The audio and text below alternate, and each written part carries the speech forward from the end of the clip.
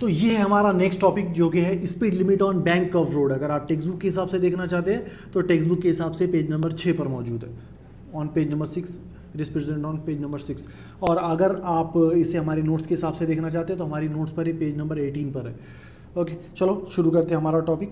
और आज का हमारा टॉपिक है speed limit on bank curve road. इसमें हम लोग पढ़ने वाले हैं मैक्सिमम सेफ, इसमें हम लोग पढ़ने वाले हैं मैक्सिमम सेफ स्पीड और मिनिमम सेफ स्पीड। इसको हम upper and lower end upper speed limit भी कहते हैं। तो सबसे पहले ये समझते हैं कि ये इसमें लोअर का मतलब होता है मिनिमम और अपर का मतलब होता है मैक्सिमम। ठीक है, एक ही बात है दोनों। तो सबसे पहले हम लोग समझते हैं लोअर और अपर लिमिट होती क्या है। ठीक है, ओके। और ये जो टॉपिक है हमारा speed limit on bank curve road, ये हमारे प्रीवियस टॉपिक से इसका बहुत ज़्यादा लेना देना है। इसलिए चलो एक बार हम लोग प्रीवियस लेक्चर में हम लोगों ने क्या देखे थे, दैट इज लेक्चर नंबर 5 में हम लोगों ने क्या देखे थे, उसके ऊपर एक हम लोग क्विक रिवीजन कर लेते हैं। तो लास्ट लेक्चर में हमने देखा था ये एक बैंक रोड है और ये इसका MG, ठीक है, ये इसका नॉर्मल, ये हो गया हमारा क्या नॉर्मल। और इस नॉर्मल के हमने दो कंपोनेंट बनाया था, ये थीटा है तो ये हो जाएगा हमारा n cos थीटा और ये था हमारा क्या n sin थीटा। अब आपको एक बात इसमें ध्यान में रखनी, और वो बात आपको ये ध्यान में रखनी है कि जो सेंट्रीपिटल फोर्स है इसका काम यहाँ कौन करता है, n sin थीटा। और याद रखिए यहाँ पर हमने फ्रिक्शन को इग्नोर किया था। ठीक है, n sin theta centripetal force का काम करता है। सेंट्रीपिटल फोर्स का काम कौन करता है, n sin थीटा। और फिर हमने इसको सिंपली रिजॉल्व किया था, इसको सॉल्व किया था, तो हमको वहाँ पर एक कांस्टेंट वेलोसिटी मिली थी जो कि थी RG tan थीटा के बराबर। ठीक है, R constant, G constant, angle इस रोड के लिए एंगल कांस्टेंट, तो ये क्या थी कांस्टेंट वेलोसिटी या कांस्टेंट स्पीड जिसे हमने कंसिडर किया था 30 m/s की। ठीक है, तो मतलब यहाँ से हमको अगर रोड से इस सर्कुलर ट्रैक से अगर हमको टर्न लेना है तो हमको हमारी व्हीकल की स्पीड कांस्टेंट रखनी पड़ेगी। और कितनी रखनी पड़ेगी, 30 m/s, जो कि प्रैक्टिकली पॉसिबल नहीं है हमारी रेगुलर लाइफ में। तो हम क्या चाहते हैं, अब ये देखिए, हम ये चाहते हैं कि ये जो बैंक रोड है जिस पर हमें अभी 30 की स्पीड से ही जाना है, हम चाहते हैं इस रोड पर हम 35 की भी स्पीड से जा सके, 40 की भी स्पीड से जा सके, 50 की भी स्पीड से जा सके, 60 की भी स्पीड से जा सके। इधर हम लोग कम से कम ज़्यादा से ज़्यादा 60 की स्पीड से भी जा सके, और कम से कम की बात करें तो 25 से भी जा सके, 20 से भी जा सके, 15 से भी जा सके, ठीक है, 10 से भी जा सके। ठीक है, हम चाहते इतने सारे वेरिएबल्स हो हमारे। ठीक है, तो ये जो 10 है ये कहलाएगी हमारी लोअर स्पीड लिमिट, और इसको डिनोट करेंगे हम V1 से। और ये जो 60 है ये कहलाएगी हमारी अपर स्पीड लिमिट, और इसको डिनोट करेंगे हम V2 से। समझ में आ गया आपको? V1 क्या होगी हमारी लोअर स्पीड लिमिट, V2 क्या होगी हमारी अपर स्पीड लिमिट, और VS क्या हमारी मोस्ट सेफ स्पीड। ठीक है, ओके। तो बस अब हमको इसके लिए एक्सप्रेशन कैलकुलेट करना है कि यहाँ से अगर हमारी गाड़ी टर्न ले रही है तो वो उसकी जो लोअर स्पीड हो सकती है वो कम से कम कितनी हो सकती है। अब देखिए, अगर हमने यहाँ लोअर स्पीड 10 कंसिडर किया है, यहाँ पर हम लोगों ने एग्जांपल के तौर पे 10 कंसिडर किया है, तो अगर हमारी गाड़ी यहाँ से 9 से जाएगी, इस बैंक रोड से, तो वो दुर्घटनाग्रस्त हो सकती है, यानी कि उसका एक्सीडेंट हो सकता है, या उसका एक्सीडेंट हो जाएगा, या वो स्किड हो जाएगी। कहाँ, सेंटर की तरफ। कम वेलोसिटी है इसलिए वो सेंटर की तरफ में होता है। प्रैक्टिकली मैं इसका प्रूफ भी बताऊंगा आगे कि ऐसा कैसा पॉसिबल है। उसी तरह अगर हमारी अपर लिमिट 60 है और हमने हमारी गाड़ी को 61 की किए, तो यहाँ पर ये एक्सीडेंट हो सकता है और ये स्किड हो सकती है अवे फ्रॉम द सेंटर। ठीक है, ये हायर वेलोसिटी में अवे फ्रॉम द सेंटर और लोअर स्पीड में टूवर्ड द सेंटर क्यों आती है, हम आगे देखेंगे। और ये जो हमको इतने सारे वेरिएबल्स दिया है, ये सारे के सारे वेरिएबल्स हमको मिले फ्रिक्शन की वजह से। और याद रखिए, यहाँ पर हमने जब पढ़े थे ये टॉपिक, इस पर हम लोगों ने फ्रिक्शन को कंसिडर नहीं किया था। अब हम लोग फ्रिक्शन को कंसिडर करेंगे और फिर से हम लोग ये टॉपिक पढ़ते हैं। चलिए आगे हम लोग बढ़ते हैं स्पीड लिमिट। अब आपको उम्मीद है लोअर स्पीड लिमिट और अपर स्पीड लिमिट समझ में आ गई होगी। ठीक है, तो चलो बढ़ते अब हम आगे। अगर क्वेश्चन आएगा इस टॉपिक पर से तो वो ऐसा क्वेश्चन आ सकता है, और ये कम से कम मिनिमम 3 मार्क का क्वेश्चन हो गई। अब हम हमारी व्हीकल को कंसिडर करते हैं। ये होगी हमारी व्हीकल। और इस रोड पर अभी हम जो पढ़ने वाले हैं लोअर स्पीड लिमिट पढ़ने वाले हैं। तो यहाँ लिख लेते हैं हम लोग लोअर स्पीड लिमिट। और इस लोअर स्पीड लिमिट को हमने काय से डिनोट किया था, बोलिए जल्दी से, V1 से डिनोट किया था हम लोगों ने इसको, V1 से डिनोट किया था। ओके, हाँ, अब चलिए इसके कंपोनेंट्स वगैरह बना लेते हैं हम लोग। हमको मालूम है यहाँ नॉर्मल की फोर्स लग रही है, तो ये होगी हमारी नॉर्मल की फोर्स, इसको डिनोट करते हैं हम लोग N से, ठीक है। अब हम इसके कंपोनेंट बना लेते दो। ये हो गया हमारे इसके दो कंपोनेंट, ये हो गया हमारा N sin थीटा, ये ऑलरेडी हमारा प्रीवियस लेक्चर में हो चुका है, और ये हो गया हमारा N cos थीटा। अब देखिए यहाँ सेंट्रीपिटल फोर्स का काम कौन कर रहा है, दैट इज CP का काम कौन है, सेंट्रीपिटल फोर्स का काम कौन कर रहा है, N sin थीटा। और सेंट्रीफ्यूगल फोर्स भी ड्रॉ कर लेते हैं हम लोग अब, और ये होगी हमारी सेंट्रीफ्यूगल फोर्स, और सेंट्रीफ्यूगल फोर्स का काम कौन कर रहा है, mv²/r। ये V क्या है, ये हमारी लोअर स्पीड लिमिट है, इसलिए हम यहाँ पर लिखेंगे V1। समझ में आ गया V1 क्या हो? हाँ, अब आप और अच्छे से समझिए, अब हमको इसमें फ्रिक्शन भी घुसाना है। ओके, तो V1 क्या है, हमारी कम वेलोसिटी है। ओके, अगर वेलोसिटी कम है हमारी, यानी कि सेंट्रीफ्यूगल फोर्स कम है, क्योंकि centrifugal force is equal to V1² है ना, यानी कि V1 अगर वेलोसिटी कम होगी तो सेंट्रीफ्यूगल फोर्स भी क्या होगी, कम होगी। तो सेंट्रीफ्यूगल फोर्स यहाँ कम है, और N sin थीटा यहाँ ज़्यादा होगा, इसलिए वेलोसिटी कम होगी, सेंट्रीफ्यूगल फोर्स कम होगा, और N sin थीटा हमारा ज़्यादा होगा। इसलिए हमारी गाड़ी अगर लोअर स्पीड लिमिट से कम स्पीड पर आती है तो वो कहाँ पर स्किड कर जाएगी, सेंटर की तरफ स्किड करेगी। ये बात ध्यान में रखना, लो स्पीड रहेगी तो वो किधर जाएगी, टूवर्ड द सेंटर, जब लोअर स्पीड रहेगी। और जब ज़्यादा स्पीड रहेगी, अपर स्पीड से भी ज़्यादा अगर हमारी स्पीड होगी तो वो कहाँ जाएगी, अवे फ्रॉम द सेंटर। ठीक है, ये बात समझ में आ गई होगी आपको। अब आप एक और बात ध्यान, अगर हमारी गाड़ी की मोशन इस डायरेक्शन में है तो फ्रिक्शन की फोर्स क्या करती है, इसको अपोज करती है। स्टैटिक फ्रिक्शन की फोर्स क्या करती है, इसको अपोज करती है। तो फ्रिक्शन की डायरेक्शन क्या आएगी, ये टायर और ये रोड के बीच में यहाँ पर आएगी फ्रिक्शन की। तो चलिए फ्रिक्शन ड्रॉ कर, तो ये हो जाएगी क्या हमारी, ये हो जाएगी हमारी स्टैटिक फ्रिक्शन की फोर्स। समझ में आ गया आपके? मोशन की डायरेक्शन क्या थी, टूवर्ड्स द सेंटर, इसलिए हमने फ्रिक्शन की डायरेक्शन उसके अपोजिट होती है, रिलेटिव मोशन को अपोज करती है, इसलिए हमने उसके अपोजिट लिया स्टैटिक फ्रिक्शन की डायरेक्शन। ओके, अब जो डायग्राम टेक्स्ट बुक में दी है उसको हम लोग थोड़ा सा देखते हैं, और ये है हमारी टेक्स्ट बुक वाली डायग्राम। देखिए दोनों बिल्कुल एक जैसे, यहाँ है थीटा है ना, और इसके यहाँ है थीटा। तो थीटा की बोले तो toward the centre of motion, हमने भी यहाँ लिखे toward the centre of motion. Centripetal का फोर्स टूवर्ड द सेंटर, तो सेंट्रीपिटल फोर्स का काम कौन करता है, N sin थीटा। ये देखिए सेंट्रीपिटल का फोर्स काम कौन करता है, N sin थीटा। फिर हमने इसके नॉर्मल का एक ये कंपोनेंट बनाया, तो ये N sin थीटा और ये N cos थीटा। इसके mg की डायरेक्शन होगी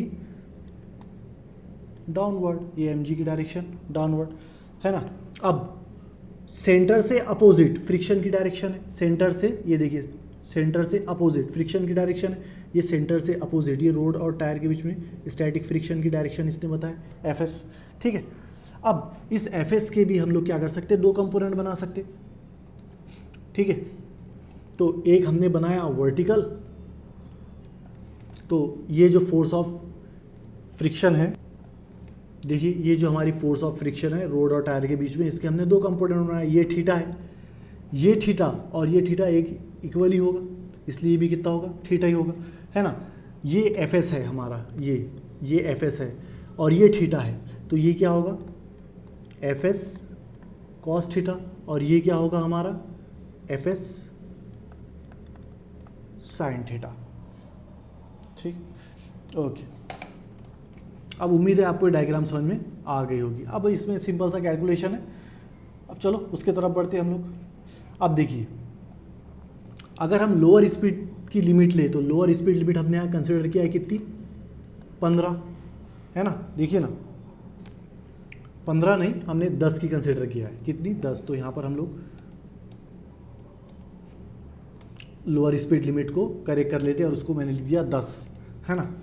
और Vs that is most safe speed कितनी है 30 की, तो ये भी यहाँ लिख देते हैं हम लोग कि हमारी मोस्ट सेफ स्पीड कितनी है 30 की, और हमको ये V1 के लिए एक्सप्रेशन बनाना है, that is lower speed limit के लिए एक्सप्रेशन बनाना है। तो अब देखिए 30 ज़्यादा है और 10 कम है, तो यहाँ पर मैं लिख सकता हूँ कि VS ये ग्रेटर देन है V1 के, 30 है और ये 10 है, तो V1 ज़्यादा है, V1 कम है, VS ज़्यादा है। अच्छा, इसको ही मैं लिख सकता हूँ VS बोले तो under root RG tan theta is greater than V1। ठीक है, ओके। अब हमको मालूम है यहाँ पर सेंट्रीफ्यूगल फोर्स कैसी है, बहुत कम है, तो हम लोग लिख लेते हैं यहाँ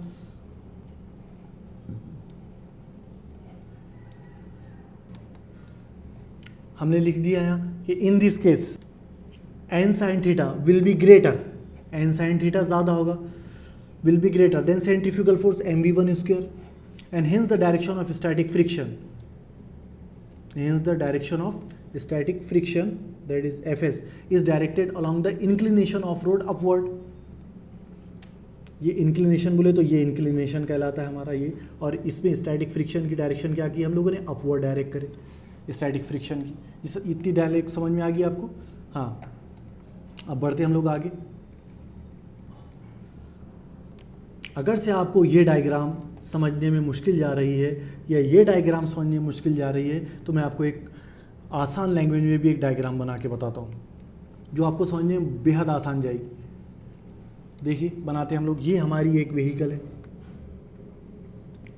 ठीक है। इस व्हीकल के ऊपर लग रहा है नॉर्मल। ये हो गया हमारा क्या, नॉर्मल। इस नॉर्मल के हम लोग दो कंपोनेंट बना लेते, तो ये हो गया हमारे नॉर्मल के दो कंपोनेंट। ये हो गया थीटा, तो ये हो गया हमारा क्या, एन कॉस थीटा। ये हो गया हमारा क्या, एन साइन थीटा। ओके, एक डाउनवर्ड फोर्स भी लग रही है जो है mg, वो भी ड्रॉ कर लेते हैं हम लोग। ये हमारी डाउनवर्ड फोर्स क्या, m। अब देखिए एन साइन थीटा इधर है ना, यानी कि इधर का ही सेंटर है, और इसके अपोजिट हमारी फ्रिक्शन की फोर्स लगती है। तो चलो फ्रिक्शन की फोर्स ड्रॉ कर लेते। ये होगी हमारी क्या, फोर्स ऑफ फ्रिक्शन। अब इस फ्रिक्शन के हम लोग दो कंपोनेंट बना लेते हैं। ओके, ये हो गया हमारे दो कंपोनेंट। ये था हमारा थीटा, तो ये हो जाएगा हमारा क्या, एफ एस कॉस थीटा, और ये हो जाएगा हमारा क्या, एफ एस साइन थीटा। ये जो मैंने डायग्राम बनाया है ये बेसिकली इसकी कॉपी है, या इसकी ही ये जो ये डायग्राम है इसकी ही कॉपी है। देख लीजिए आप, यहाँ सेंटर इधर है और मैंने यहाँ पर सेंटर इधर ले लिया है,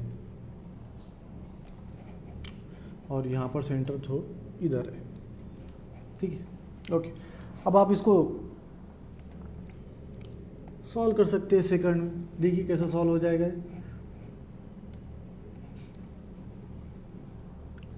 हम लिख लेते from the figure we have.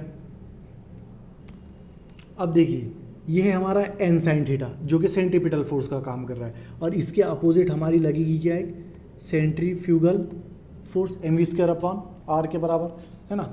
तो अब हम लोग लिख लेते हैं कि N sine theta is equal to F S cos theta plus centrifugal force बोल दो mv1 स्क्वायर अपॉन r। यहाँ से हम लोग mv1 स्क्वायर अपॉन r की वैल्यू निकाल लेते, इसको इधर लेके चल जाते। ये प्लस है, इधर होगा तो माइनस हो जाएगा, तो ये हो जाएगा N sine theta minus F S cos theta is equal to m1 square upon r। इसको इक्वेशन नंबर 1 दे देते हम लोग।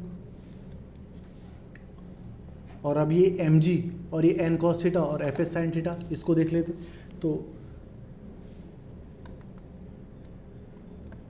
n cos theta plus F S sine theta N cos theta plus F S sine theta, ये किसके बराबर है, M G के बराबर है। ओके, इसको इक्वेशन नंबर 2 देते हम लोग, इक्वेशन 1 को 2 से डिवाइड करते हम लोग, तो हमारे पास आएगा N sine theta, sorry minus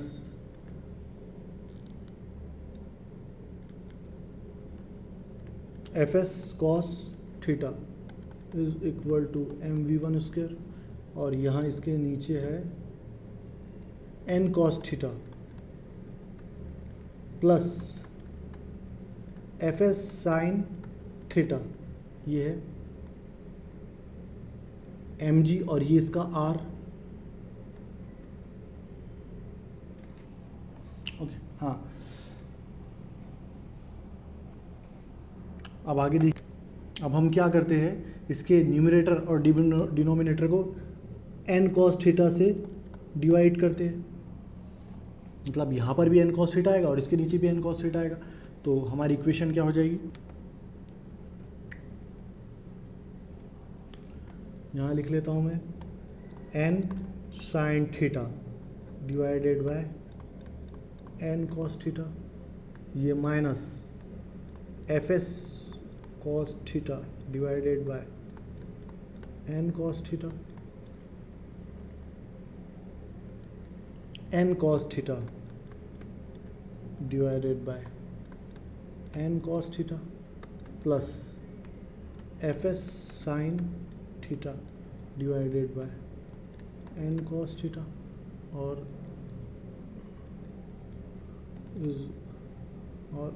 is equal to, ये एम से M cancel, V one square upon R G, ठीक है, ये एन से एन कैंसल, और sine theta upon cos theta is equal to होता है टेन थीटा, और ये माइनस यहाँ जैसा का वैसा, F S divided by N, देखिए F S is equal to होता है म्यू एन, तो म्यू किसके बराबर हुआ, एफ एस अपॉन एन के, तो एफ एस अपॉन एन की अगर मैं क्या लिख सकता हूँ, म्यू एस, कॉस थीटा से कॉस थीटा कैंसल, ये एन से एन कैंसल, कॉस थीटा से कॉस थीटा कैंसल, तो यहाँ पर कितना बचा 1 प्लस, फिर से F S divided by N बोले तो म्यू एस, और साइन अपॉन कॉस बोले तो tan theta is equal to ये वी वन स्क्वायर, और आर जी को इधर लेके चले जाता हूँ मैं, तो ये हो गया आर जी। और अगर मैं V1 जो कि मिनिमम स्पीड लिमिट थी, V1 is equal to V minimum is equal to, मैं लिख सकता हूँ under root R G tan theta minus mu S divided by 1 plus mu S tan theta. तो ये हो गया हमारा मिनिमम वेलोसिटी के लिए एक्सप्रेशन। अब एक और बात ध्यान में रखिए, यहाँ पर भी हमको एक प्रॉब्लम है। हमने क्या कंसिडर किया, हमारी मिनिमम वेलोसिटी कितनी है 9 की, लेकिन अगर आप किसी भी बैंक कर्व रोड से अगर टर्न लेंगे तो वहाँ पर कभी ऐसा लिखा दिखता है कि आपको कि आपकी लोअर लिमिट 9 की रखना है, आपको मिनिमम स्पीड आपको 9 की मेंटेन करना है, ऐसा कहीं पर भी लिखा नहीं देखेंगे आप। तो क्यों नहीं लिखा, देखिए क्योंकि हम वहाँ कितनी कम से कम कितनी भी वेलोसिटी से मूव कर सकते हैं, तो कम से कम कितनी, तो v1 की कम से कम वेलोसिटी कितनी की कम से कम वेलोसिटी की वैल्यू कितनी हो सकती, तो आंसर है 0। तो v1 की वेलोसिटी की वैल्यू 0 हो सकती है कम से कम, तो 0 इज इक्वल टू हम लोग लिख सकते हैं, इस इक्वेशन में वैल्यू पुट करता हूँ मैं, तो v1 स्क्वायर की वैल्यू होगी 0, तो यहाँ पर होगा ten theta minus mu S divided by 1 plus mu S tan theta, ठीक है। अब देखिए, और ये आर जी कहाँ गया, आर जी इसको डिवाइड हुआ तो वो हो गया 0, और ये 1 plus mu S tan theta इधर जाएगा तो ये भी हो जाएगा 0, तो हमको क्या टर्म मिलेगी टेन थीटा, तो हमको क्या टर्म मिलेगी टेन थीटा, एक और स्टेप लिख लेता हूँ मैं, tan theta minus mu S is equal to 0, therefore tan theta is equal to mu S. तो अगर हम चाहते हैं कि हमारी मिनिमम वेलोसिटी कितनी हो, 0 हो, यानी कि लोअर स्पीड लिमिट की कोई लिमिट ही ना हो, तो उस वक्त हमारा जो बैंकिंग ऑफ एंगल है, ये जो थीटा है, यहाँ का ये जो थीटा है, ये बहुत कम होना चाहिए। ये क्या होना चाहिए? बहुत कम। थीटा शुड बी लेस, इसलिए हम इसको ऐसा लिख लेते हैं, थीटा शुड बी लेस। ठीक है। और दूसरी बात, अगर हम चाहते हैं हमारी स्पीड लिमिट कितनी हो, 0, यानी कि उसमें कोई लोअर लिमिट ही ना हो, तो उसके लिए रोड में रफनेस बहुत ज़्यादा ज़रूरी है। म्यू एस बोले तो कोएफिशिएंट ऑफ स्टैटिक फ्रिक्शन। तो फिर से अगर हम चाहते हैं हमारी मिनिमम वेलोसिटी 0 हो, तो किन किन फैक्टर पे डिपेंड करता है? एक तो हमारा थीटा है, दैट इज़ एंगल, बैंकिंग का जो एंगल होता है वो कैसा होना चाहिए? हमेशा लेस होना चाहिए। और रोड हमारा कैसा होना चाहिए? रफ होना चाहिए।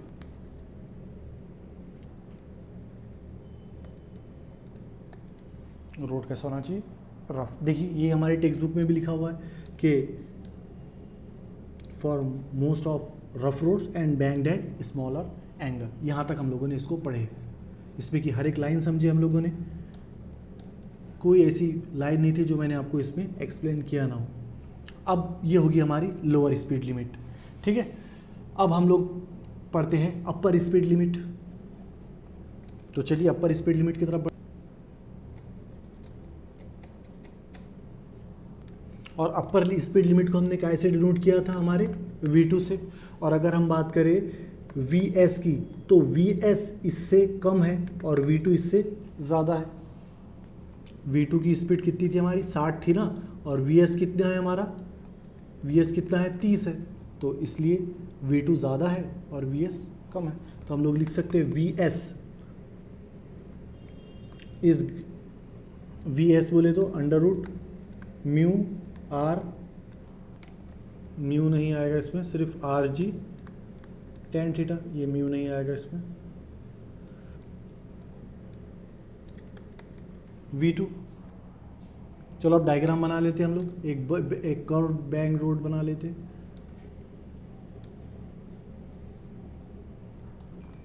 तो ये हो गया हमारा एक बैंक रोड जिसका बैंकिंग ऑफ एंगल कितना है? थीटा है। ओके। अब यहाँ पर हम लोग एक गाड़ी रख देते हैं हमारी छोटी सी। ये होगी हमारी यहाँ पर एक छोटी सी गाड़ी। ये डायग्राम कैसी है आपको पता है? ये डायग्राम कैसी है? ऐसी डायग्राम है ये। हाँ। अब हमने इसका लोअर लिमिट पढ़े थे, अब हम इसका upper limit that is V2 पढ़ रहे हैं। ओके। अब अपर लिमिट बोले तो अब इसकी टूवर्ड द सेंटर, यानी कि इधर होगा सेंटर, सेंट्रीपिटल फोर्स। ओके। तो अब हम इसका नॉर्मल बना लेते हैं। ये हो गया हमारा नॉर्मल, और इसके नॉर्मल के दो कंपोनेंट बना लेते हैं। तो देखिए ये था हमारा नॉर्मल,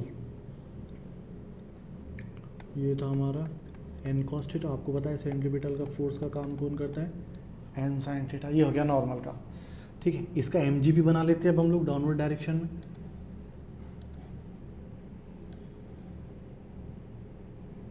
ये हो गया क्या हमारा? mg डाउनवर्ड डायरेक्शन में। ओके। अब आप देखिए यहाँ पर एक और फोर्स लग रही है, वो है सेंट्रीफ्यूगल फोर्स, राइट। ये होगी हमारी क्या? सेंट्रीफ्यूगल फोर्स, जो कि है mv2 square upon r। Centrifugal force mv2 square upon r। अब वेलोसिटी बहुत ज़्यादा है तो सेंट्रीफ्यूगल फोर्स भी कैसी होगी? बहुत ज़्यादा होगी।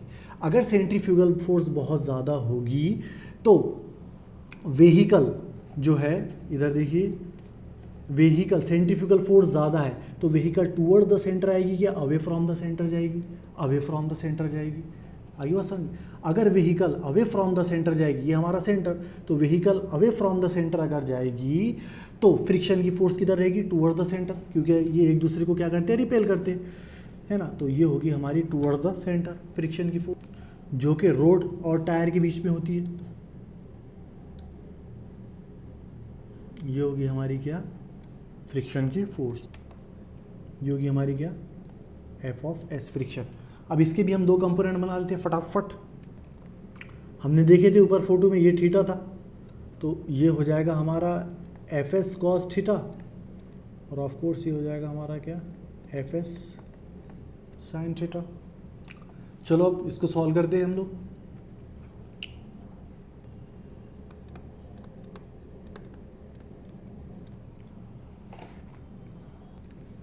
तो फ्रॉम द फिगर ये देखिए एन साइन थीटा, ये सेंटर है हमारा इधर, एन साइन थीटा प्लस ये F S cos theta, centre की तरफ लग रही दोनों की फोर्स, यानी कि सेंट्रीपिटल फोर्स का काम करेगी। ये हो जाएगा हमारा M V two square upon R. ठीक है, अब देखिए आगे,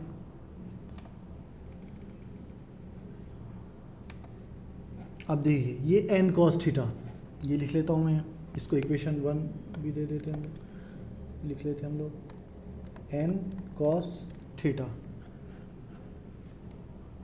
इसको बैलेंस करने वाले कौन है, एफ एस साइन थीटा और एम जी।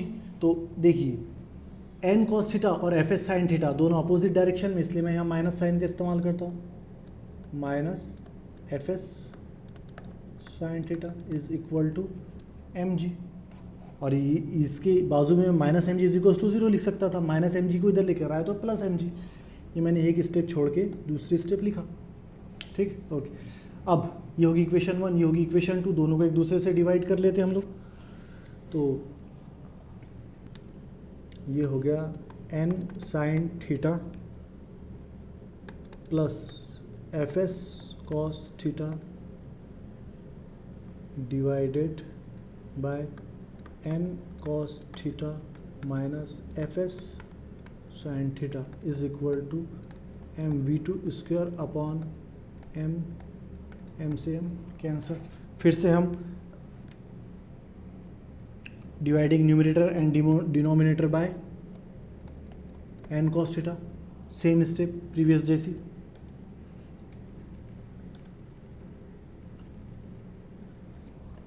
तो हम यहाँ लिखेंगे N sine theta divided by N cos theta plus F S cos theta divided by N cos theta, और ये whole divided by N cos theta divided by N cos theta minus F S sine theta whole divided by N cos theta is equal to, ये M से M तो cancel हो गया था, V two square upon R ji.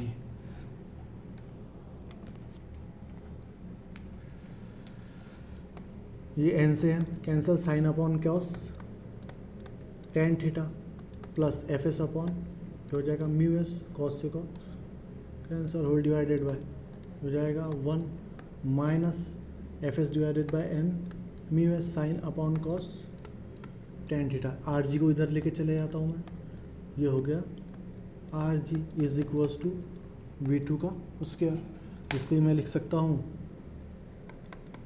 We two is equals to under root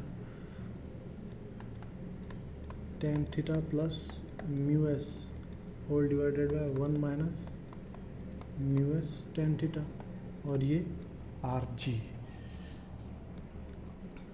तो ये होगी हमारी क्या, अपर लिमिट या मैक्सिमम